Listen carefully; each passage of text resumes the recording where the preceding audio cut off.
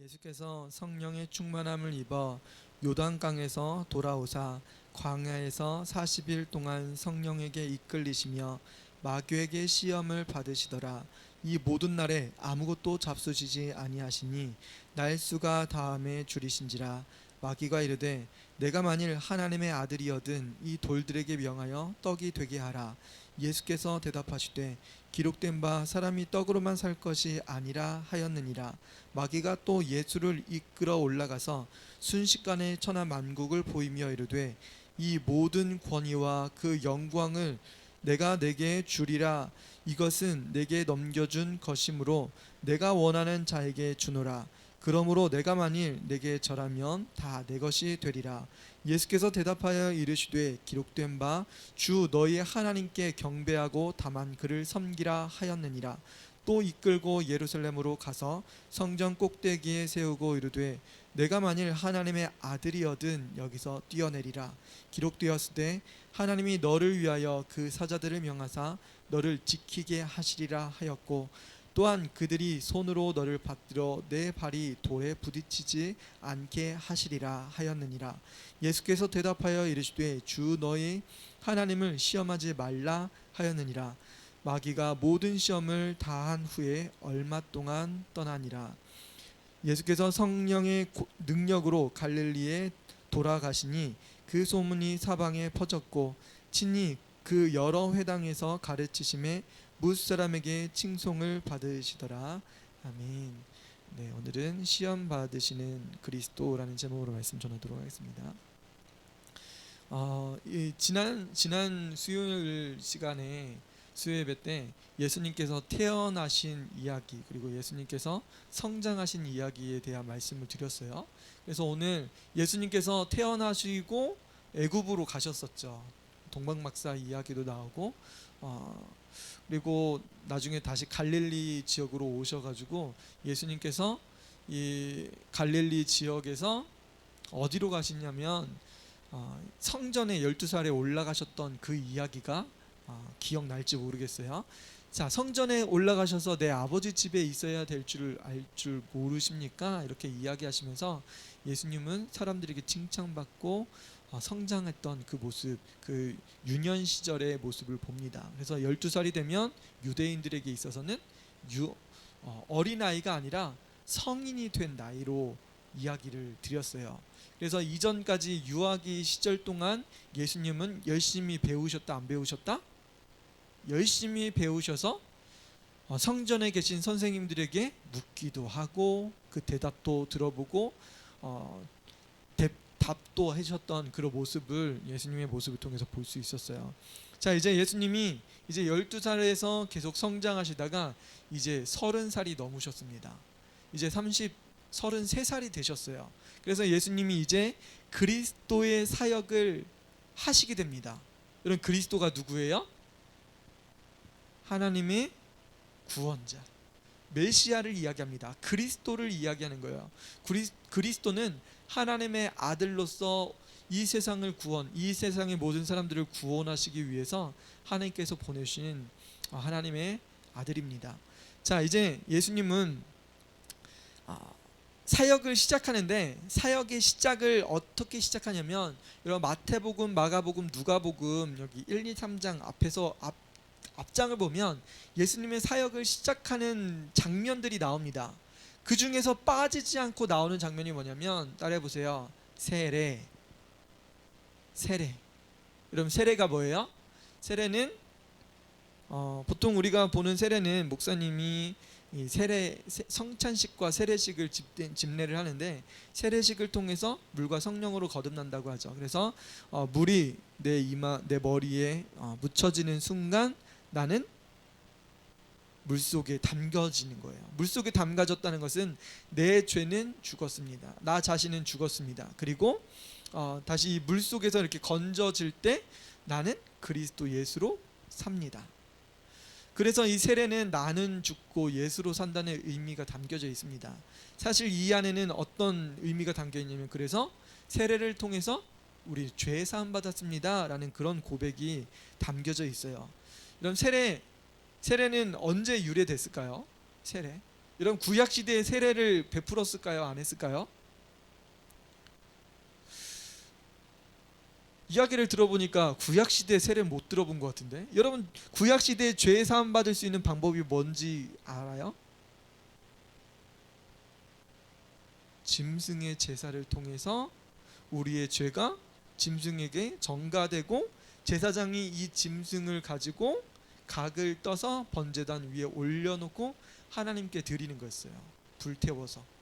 그러면 하나님께서 받으시고 우리의 죄를 용서해 주는 거였습니다. 그게 뭐예요? 제사 혹은 예배라고 하죠. 예배를 통해서 제사를 통해서 우리는 죄 사함 받았어요. 구약 시대에는. 그런데 신약 시대에 와 보니까 죄 사함 받는 방법이 뭘로 바뀌었어요? 세례를 베푸네요. 세례 요한이 세례를 통해서 뭐 받는다고요? 우리가 죄 용서함을 받는데요. 근데 왜 갑자기 제사 제도에서 갑자기 세례로 바뀌었을까? 그 이야기가 성경에 나와요, 안 나와요? 잘 나오지는 않습니다. 잘 나오지 않아가지고 갑자기 세례 제도가 왜 나왔지? 이게 의심드는 사람도 있어요. 그리고 왜 연관성이 뭔지 아시는 분들이 많지 않습니다. 세례가 갑자기 나타난 이유가 뭐냐면 이런 이스라엘 백성들이 포로로 잡혀갔습니다. 포로로 잡혀간 이후에 이스라엘 민족들이 혼혈이 되기도 하고 순결하게 바벨론에서 올라온 사람들도 있었습니다. 그런데 어떻게 구분을 했냐면 이방인 중에서도 나는 하나님을 섬기겠습니다, 나는 유대인이 되겠습니다 라고 했던 그 사람들에게 무엇을 했냐면 세례를 베풀었어요. 세례를 베풀고 너의 죄를 용서하노라. 이 세례를 강에서 베풀었어요. 그리고 유대인으로 입교를 시키게 됩니다. 그 유래를 통해서 죄사함 받고 세례를 통해서 이제 하나님의 백성, 하나님의 자녀가 되었다는 이 예식의 표가 세례를 통해서 나타나요. 자, 그렇다고 하면 그 전에는 세례가 있었을까 없었을까? 있었을까요? 없었을까요? 네, 잘 모르겠죠. 베드로전서 3장 20절 21절에는 노아의 방주에 대한 이야기가 나옵니다. 노아의 방주를 통해서 이 세례에 대한 이야기를 하는데요. 물에서 구원받았죠. 방주가 뭐예요? 방주가 하나님께서 물 심판을 내렸을 때 그 방주 안에 노아의 가족 8명만 살아남게 되었습니다. 근데 그것을 베드로는 무엇을 이야기하냐면 물에서 구원받음을 이것이 바로 세례라고 베드로전서 3장에 이야기하고 있어요. 물에서 구원받은 것을 세례라고 이야기한 거예요. 그러니까 구원받은 행위를 뭐라고 표현했던 거예요? 구원받았다, 이것을 세례라고 표현하는 거예요. 자, 출애굽기 14장에도 보면 이게 고린도전서 10장 13절에 나오는 구절이거든요. 우리 조상들이 다 구름 아래 있고 바다 가운데로 지나며 모세에게 속하여 다 구름과 바다에서 세례를 받고 세례를 받았다고 고린도전서는 이야기하고 있어요. 이것은 무슨 이야기냐면 이스라엘 백성들이 애굽 땅에 있었잖아요. 애굽 땅에서 출애굽하면서 나오는데 홍해 바다를 건너갑니다. 홍해 바다를 건너는 순간 구름이 불기둥, 구름 기둥이 있었죠. 구름 아래 있었고 그리고 바다 위를 건너가요. 바다를 가르고 건너가게 됩니다. 이때 받은 구원을 바로 세례라고 표현해요. 그러면 세례는 결국 뭐냐? 뭐다? 따라해보세요. 세례는 구원이다. 구원받을 때 세례를 받는다라고 표현되는 거예요. 노아의 홍수 때 물 심판 있을 때 방주에 있었던 그 구원을 세례라고 성경 표현하고, 모세를 통해서 홍해 바다를 건널 때 이 건널 수 없는 이 바다를 건널 때 구원받은 것을 세례라고 표현했던 거예요. 자, 오늘날에도 우리가 세례를 받자. 세례는 무엇의 징표일까요? 그러면 우리 친구들, 우리 성도님들 세례 받았어요? 안 받았어요? 기억은 안 나지만 세례를 받았어요. 유아 세례를 통해서 받고, 혹은 뭐 15세나 16세가 되면 교회에 입교를 하게 되는데, 그리고 세례 문답을 받고 세례를 받습니다. 여러분, 그래야 비로소 뭐가 되냐면 성도가 되는 거예요. 성도. 이전까지는 뭐라고 이야기해요? 형제님, 자매님 이야기하는데, 세례를 받은 사람은 성도가 됩니다. 그래서 세례 받았는데 형제님, 자매님 하면 실례예요.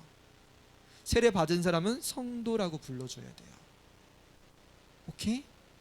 네, 세례 받으면 성도라고 불러줘야 돼요. 형제님, 자매님 아니에요. 자, 그래서 우리가 받는, 교회에서 받은 이 세례를 통해서 나는 무엇을 받았다는 징표인 거예요. 그러면 나는 물에서 구원받았다라는 징표인 거예요. 이 세례를 통해서 내가 죄 사함 받고 하나님의 자녀로 거듭났다. 이것은 결국은 나는 죄로부터 구원받았다. 나는 죄로부터 구원받았기 때문에 하나님의 자녀가 되고 나중에 영생하도록 하나님과 함께하는 겁니다. 이런 죄에서 구원받은 거예요. 세례를 받은 사람은 어떤 징표를 가지고 있는 거예요?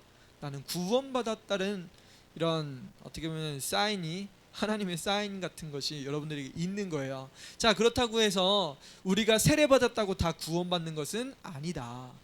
세례를 통해서, 세례를 받음을 통해서 이 구원의 징표가 되긴 하지만, 진정한 구원은 무엇을 통해서 오냐면 예수님을 내 마음속에 영접함을 통해서 하나님의 자녀가 되는 거예요. 내 죄를 위해서 죽으신 예수님을 믿는 순간 나는 구원받는 거예요. 그럼 세례는 나는 예수님을 믿는다고 하는 그 징표로 세례를 받는 겁니다. 여러분, 그러면 믿음과 세례는 같이 해야 된다는 거죠. 여러분, 믿는 사람들은 예수님을 내 마음속에 영접해야 돼요. 그 후에 목사님께 나가서 저 예수님이 누군지 알게 되었습니다. 나는 죄인이라는 사실을 깨닫게 되었어요. 성령님이 나와 함께 하셔서 이제 예수님을 내 마음속에 영접하게 됐습니다. 목사님, 제가 세례 받음에 이제 거리낌이 없습니다. 여러분, 누가 이런 고백을 했었던 거예요? 스데반 집사님이 광야에서 만났던 에디오피아 간닥의 여왕의 내시가 그 고백을 했습니다. 여러분, 이것처럼 우리가 나 예수님 믿습니다, 제가 예수님 믿습니다, 저에게 세례를 베풀어 주세요, 고백할 수 있는 거예요. 여러분, 이것이 구원의 행위로서 이제는 나는 교회 안에서 예수님 믿고 신앙생활 하겠습니다. 그 모습이 이제 교회 안에 하나의 일꾼으로 혹은 성도로서의 새로운 삶을 시작하는 거예요. 예수님 믿는데 세례는 어디서 받아요? 집에서 받아요. 그런 사람들이 있어. 나는 교회를 안 가. 그런 사람들이 있어. 이건 뭐예요?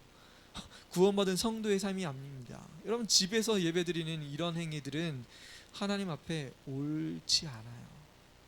하나님께서 교회를 세운 목적을 성도의 삶으로서 잘 모르는 거예요. 그렇기 때문에 믿는 것과 세례받는 것, 신앙생활은 같이 가야 됩니다. 자, 이렇게 예수님이 세례를 받으셨는데, 여러분, 세례를 받음을 통해서 예수님이 어떤 일이 벌어지냐면, 예수님이 세례 요한에게 세례를 받으러 가셨어요. 세례를 받으러 갔는데 성경 마태복음, 마가복음, 누가복음, 요한복음에는 이 예수님이 세례받는 사건에 대한 이야기가 나와요.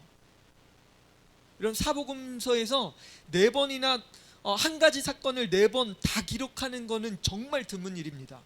그런 일들이 극히 드물어요. 그런데 제일 처음 성경 마태복음, 마가복음, 누가복음, 요한 제일 처음 부분에 예수님이 세례 받는 부분이 등장해요. 이것은 뭐냐면 결국은 예수님께서 하나님의 아들로서 그리스도로 사역을 시작합니다 라는 선포의 고백인 거예요. 누가 이것을 선포한 거예요? 고은빛교회가 지난주에 6주년 예배를 드렸잖아요. 6주년 예배를 드리는데 무엇을 하는 거예요? 6주년? 김년 예배 드리죠. 설립 6주년 예배를 드리잖아요. 이것은 무슨 이야기인 거예요? 선포가 된 거예요. 교회가 설립되었습니다. 이제 교회 일을 하겠습니다. 선포된 거예요. 하나님의 일을 예수님께서 그리스도의 사역을 시작하는 것을 선포한 겁니다. 이것은 결국은 하나님이 선포하신 거예요. 하나님이 선포하신 큰 시작이기 때문에 마태복음, 마가복음, 누가복음, 요한복음 여기에 다 등장해요. 예수님의 사역의 시작을 선포한 이후에 예수님이 사역을 시작하시는 거예요. 여러분, 이것은 빼놓을 수 있다 없다? 세례의 사건은 빼놓고 시작할 수가 없다는 거예요. 예수님이 이 사건 세례를 통해서 예수님이 사역을 시작하시게 됩니다. 자, 그런데 재밌는 것은 예수님이 사역을 이제 시작하시는데, 사역을 시작하실 때 누가 오셨어요? 성령이 비둘기처럼 이렇게 내려왔습니다. 누가 내려왔다고요? 성령님이 오셨어요. 여러분, 사역의 시작을 누가 하셨어요? 따라해 보세요. 하나님이 시작하셨어요. 그리스도의 사역을 시작하시려고 하나님이 계획하셨어요. 그리고 누가 세례를 받으셨어요? 예수님이 세례를 받으셨어요. 그리고 하나님은 누구를 보내셨어요? 성령님을 보내셨어요. 성령님이 그래서 예수님께 오셨습니다. 자, 여기에 누가 등장한 거예요? 성령님만 등장해요? 예수님도 등장하죠. 하나님도 등장하죠. 하나님, 예수님, 성령님은 우리가 누구라고 불러요? 삼위일체라고 부르죠. 여러분, 예수님의 세례 사건은 삼위일체 하나님께서 선포하신 사건이에요. 예수님 그리스도의 사역을 선포하신 사건을 하나님이 직접 하셨다는 거예요. 그래서 그 의미가 큽니다. 하나님께서 이 메시아가 활동할 이 놀라운 사건을 계획하시고, 그리고 예수님께서 수락하시고, 성령님이 예수님 머리 위에 임하셨습니다. 자, 그러면 이제 예수님께서 사역을 시작하시면 어떤 일이 벌어질까? 하나님의 아들 예수님이 사역을 선포하고 이제 시작하셨어요. 그러면 여러분, 어떤 일이 벌어질까요? 기적 같은 일이 막 벌어질 것 같죠. 병자가 일어나고 예수님이 이 세상 가운데 왕으로서 임하시고 뭐 이런 일들이 벌어질 것 같죠. 그럴 것 같아요? 안 그럴 것 같아요? 놀라운 일들이 벌어질 것 같지 않아요? 막 기대되고 그러지 않아요? 여러분, 학교 이제 개학이 다음 주 개학인데, 이야, 내가 학교 가면 친구들, 선생님은 누굴까 엄청 기대돼요? 안 돼요?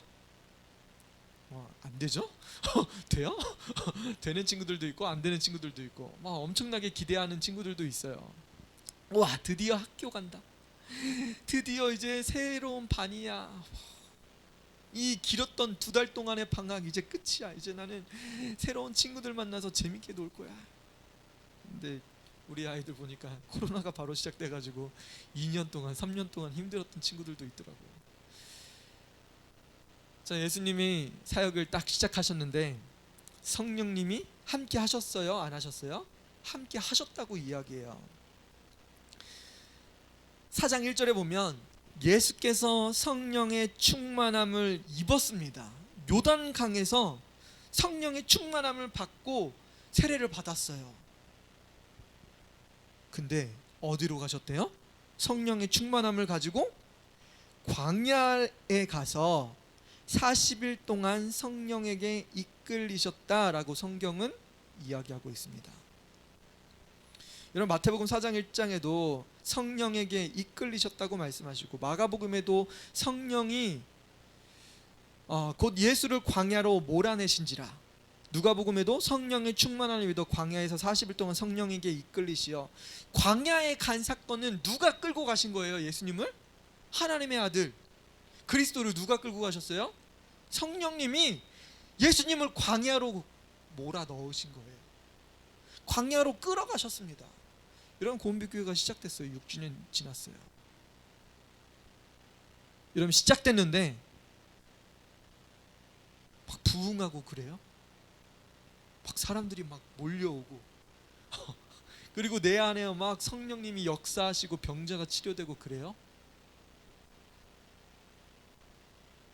네, 그런 교회도 있겠지만, 여러분, 예수님도 성령이 충만하셔서 사단에게 시험을 받으셨습니다.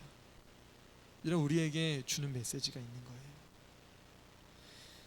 여러분, 예수님은 사단에게 시험 받는 장면이 이렇게 나와요. 이게 결혼하면 행복할 거라고 생각했던 그 여인들이 있잖아요. 결혼하니까 행복해져요? 아니에요. 행복하지 않아요. 개척하니까 부흥돼요? 안 그래요. 우리가 무엇을 해야 되는지, 무엇을 더 고민하고 어떻게 기도해야 되고 어디에 목적을 둬야 되고 이런 고민을 우리가 하게 돼요. 어떤 사역에 집중해야 되고 복음 전도를 어떻게 해야 되고 성도 양육을 어떻게 해야 되는지 이거에 대해서 우리가 철저하게 알아야 되는 거예요. 그 시간이 우리에게 필요했습니다. 막 교회에서 하염없이 놀거나 예배의 습관 이렇게 들리는 이런 것들이 아니고, 여러분, 예수님도 광야에서 시험 받는 시간, 예수님 30살이셨어요. 한참 뭐 더 놀려면 놀 수도 있는 그런 시간이었어요. 청년의 모습이 예수님께도 있었습니다. 그럼에도 불구하고 하나님의 구속을 위해서 사단에게 시험 받는 과정이 등장합니다. 자, 사단에게 끌려서 이제 시험을 받으시는데요. 여러분, 어디로 가셨대요? 광야에서. 이 광야라는 것이 뭐 예전에 모세가 광야로 들어가 미디안을 가가지고 뭐 시내산 가고 그런 장면들이 나오잖아요. 이곳이 광야가 모세처럼, 그리고 혹은 뭐 이사야처럼 시내산이다, 시내 광야다, 이런 이야기도 있지만 뭐 어딘지는 성경에선 자세하게 나오지 않습니다. 여러분, 광야는 사람이 있어요, 없어요? 메마르고 척박한 곳이 있기 때문에 사람들이 없습니다. 왕래하는 사람들이 없어요. 여러분, 우리가 시험을 받는다고 하면 우리 가정이 시험거리고, 혹은 뭐 학교가, 혹은 직장이, 뭐 유흥가나 뭐 게임하는 그런 곳이 뭐 시험당하는 곳이라고 생각할 수도 있어요. 그런데 예수님은 어디에서 시험을 받고 계셔요? 한적한 곳, 아무도 없는 곳에서 예수님 시험을 당하십니다. 그럼 지금 혼자 예배드리는 성도의 삶 가운데도 시험이 있을 수 있어요. 그 사단이 여러분들을 끊임없이 유혹하고, 예배 가야 되는데 게임하게 만들고, 예배 가야 되는데 아프게 만들고, 예배 가야 되는데 힘들게 만들고, 관계 때문에 못 가게 하고, 이런 성도들이 많습니다. 우리 교회도 지금 아픈 사람들이 많아요. 우리 아이들도 보니까 우리 아이들이 4명이 다 지난주 토요일부터 해가지고 어디가 아파요? 배가 아파요. 위랑 배가 아파가지고 설사하고 토하고, 이제는 아이들이 다 아파가면서 이제 사모님까지도 아프잖아요. 이게 우리 온 가족이 다 이거 5일 동안 계속 아파요. 우리가 연약해집니다. 예수님도 40일 동안 식사를 안 하셨어요. 물도 없어요. 광야에 무슨 물이 있어요. 줄이셨어요. 우리가 연약해지는 순간이 옵니다. 아이들이 아프니까 밤에서 옆에서 자는데 화장실을 계속 가요. 화장실을 가는데 이게 설사를 하니까 계속 지려요. 그래서 갈 때마다 바지 빨아주고 팬티도 빨아주고, 심지어는 이 이불까지도 묻어가지고 다 빨아야 되는 그런 일들이 벌어져요. 이게 벌써 며칠이에요? 5일 동안 진행되고 있는데 아직도 낫지가 않습니다. 여러분, 우리가 오늘도 수요 예배 시간인데도 아파요. 아픈 친구들이 있어요. 아픈 친구들이 있는데도 예배 참여하신 여러분들 너무나 하나님 사랑하시는 거예요. 예배는 하나님께 최고의 가치를 두는 겁니다. 돈 버느냐고 예배의 가치를 손상한 분들이 굉장히 많아요.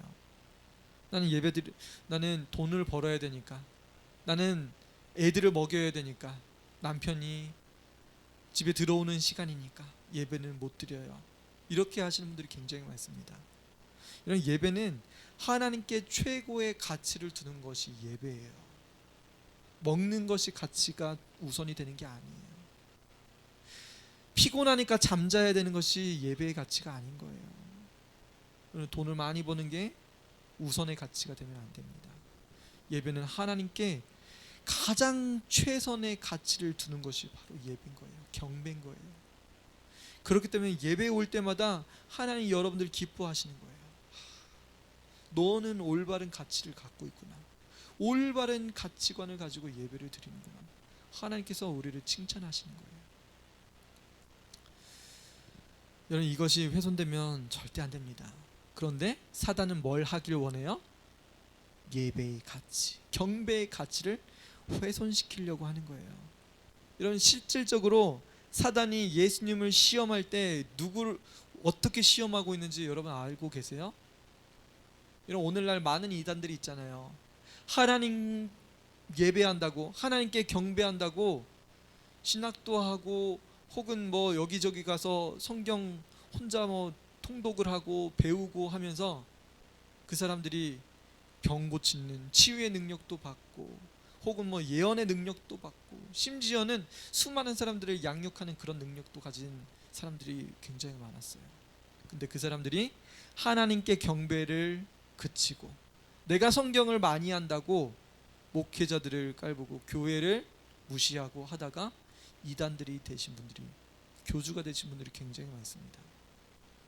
여러분, 사단이 예수님 하나님의 아들이여 라고 이야기해요.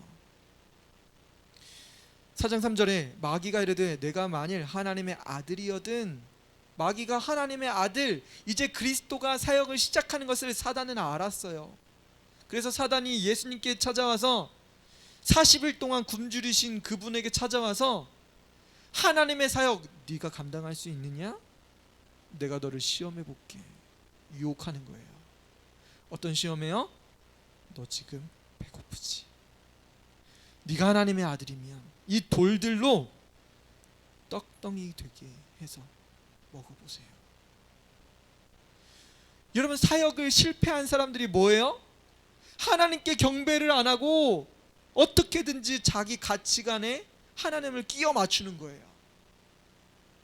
하나님은 복음 전하라고 하는데 복음을 안 전하고 내가 더 높아지려고 하고, 예수님을 전하라고 하는데 예수님 안 전하고 자기의 생각, 자기의 가치관, 자기가 가진 것을 전하는 사람들이 되어버렸어요.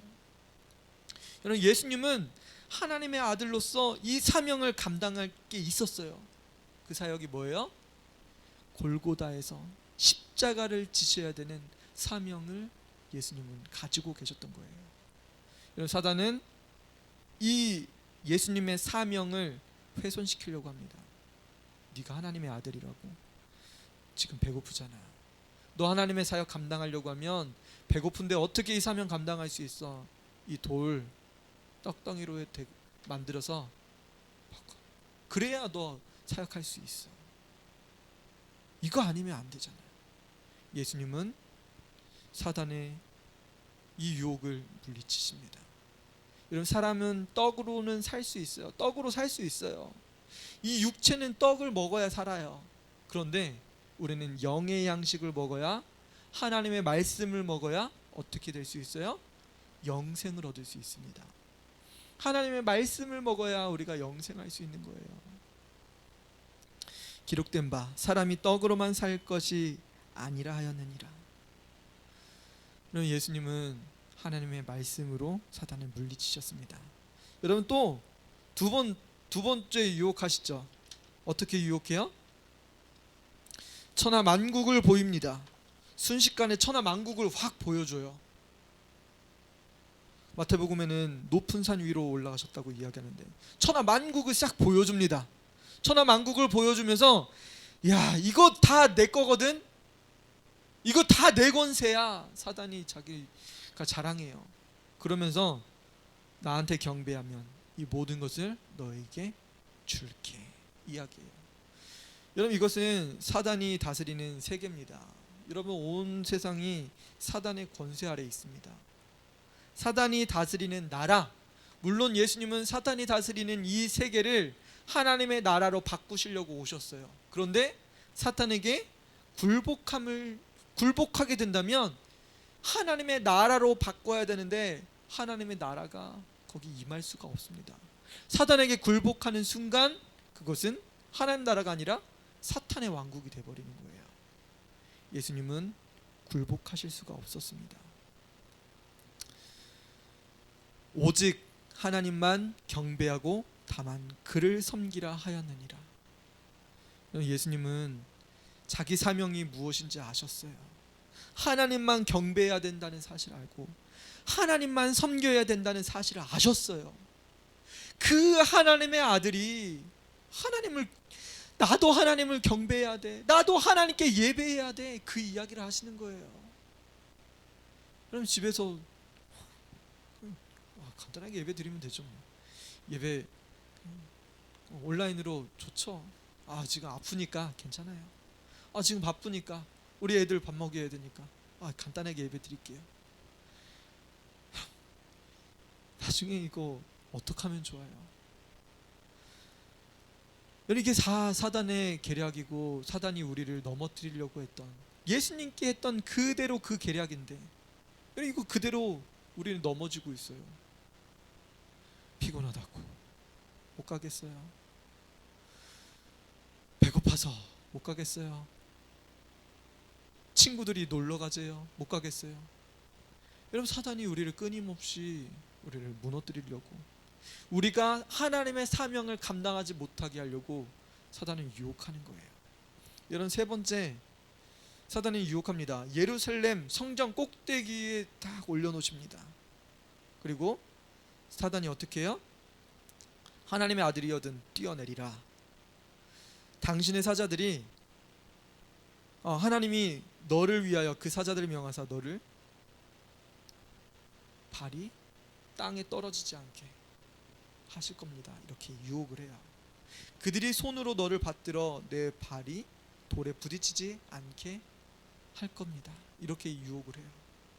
여러분, 성전 꼭대기에서 슉 떨어졌는데 딱 안착하면 사람들이 뭐라고 생각할까요? 하나님의 아들이구나 생각할 거예요. 우와, 대단하신 능력이 있으시구나. 사람들이 예수님을 보면서 막 박수치고 환호하고 드디어 그리스도가 오셨다라고 막 자랑할 거예요. 근데 그들이 하나님은 사랑할까요? 그 사람들이 하나님 사랑할까요? 여러분, 인기 있다고 막 연예인들 이번에 코로나 시국인데 막 콘서트 한대요. 콘서트 한대요. 연예인들 사랑해가지고 수만 명이 모이잖아요. 예수님 성전에서 이렇게 떨어졌는데 안 다치시고 딱 이렇게 안착하시면 진짜 슈퍼맨 같이, 슈퍼 영웅처럼, 히어로들처럼 사람들이 막 환호하고, 우와, 이 사람이 우리를 구원할 거야, 우와, 이 사람이 있어서 우리 지구는 안전해, 이렇게 환호할지는 몰라요. 그런데 우리가 정말 그를 사랑할 수 있느냐, 그게 문제예요. 예수님을 통해서 하나님을 사랑할까요? 예수님은 그걸 원치 않으셨어요. 나 때문에 하나님의 영광이 가려지는 것 예수님은 원치 않으셨어요. 예수님은 우리를 구원하시기 위해서, 십자가에서 죽으시기 위해서 오신 분이세요.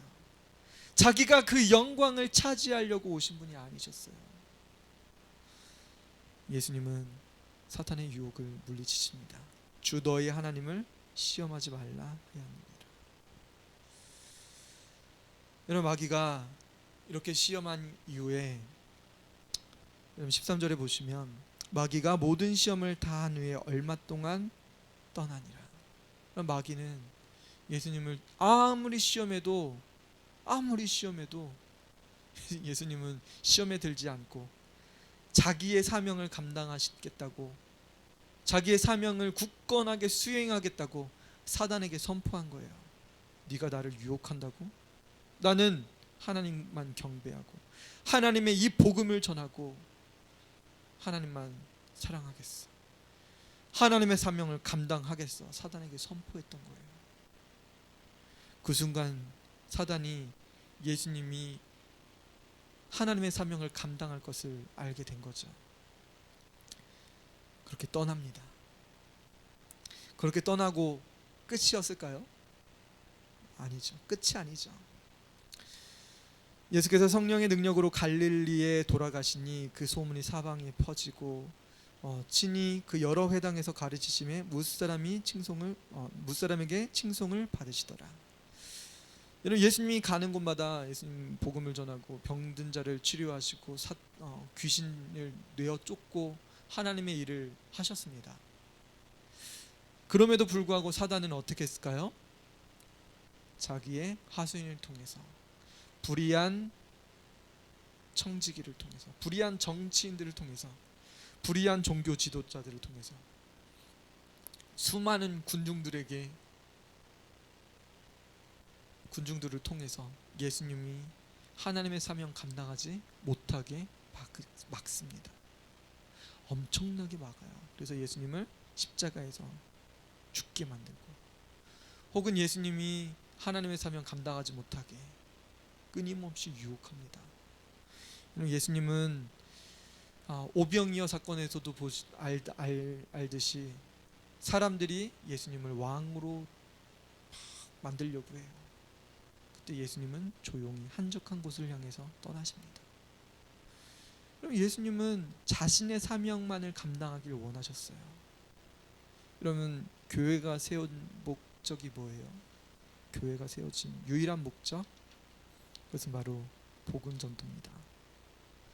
지역사회에 칭찬받으려고, 혹은 지역사회와 같이 성장하려고, 지역사회를 섬기려고, 지역사회에 공존하려고, 여러분, 지역사회에 공존하려고 하는 그런 것들은 하나님이 우리에게 주신 사명이 아닙니다. 여러분, 어떻게든지 간에 성도라고 하면 예수님의 복음을 전하는 사명, 여러분, 이것이 우리에게 유일한 사명이에요. 예수님 안에서 우리가 죄 사함 받았다고 하면 예수님께서 우리에게 주신 이 사명, 복음 전도의 사명을 우리가 끊임없이 가지고, 이제는 2월달 마지막이에요. 이제 3월이 시작되는데 새 학기가 시작되고 어린이들에게, 청소년들에게, 우리 성도들에게 복음이 전해지고, 또한 하나님의 자녀로 성장하기 위해서 예배드리고, 또한 성경 공부를 통해서 우리가 더욱더 양육되고 교제하며 나눌 수 있는 우리 고은빛교회 사명, 하나님께서 우리에게 주신 이 사명을 유일한 사명, 여러분 꼭 간직하시고, 코로나가 있을지라도, 그리고 배고플지라도, 아플지라도 하나님의 사명을 감당하는 우리 성도들의 삶이 되시길 축복합니다. 우리 같이 기도했으면 좋겠어요.